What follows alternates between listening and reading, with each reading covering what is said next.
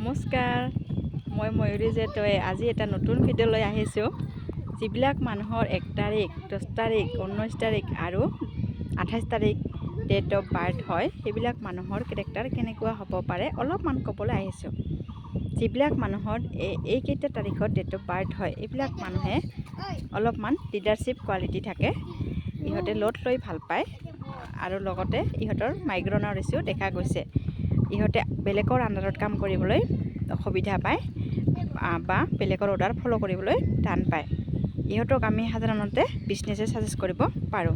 কাৰণ এটা বিজনেছত নিজৰ মতে টাইম টেবল মেইনটেইন কৰিব পাৰি লগতে নিজৰ হেপিলি হিচাপত কামটো কৰিবলৈ ইহঁতে বহুত শান্তি ভাল পায় বা মানসিকভাৱে ইহঁতে মানে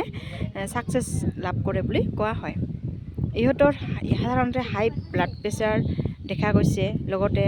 চকুৰ প্ৰব্লেম মূৰৰ বিষ দেখা গৈছে কাৰণ ইহঁতে লিড লৈ ভাল পায় আৰু এনি টাইম ইহঁতে কিবা নহয় কিবা প্ৰপাৰ্টি লাইনই হওক বা যিটো জবত থাকে বা যিটো বিজনেছত থাকে আৰু কিবা কৰিম বুলি ভাবি ইহঁতে বহুত মানে টেনশ্যন হোৱা দেখা যায়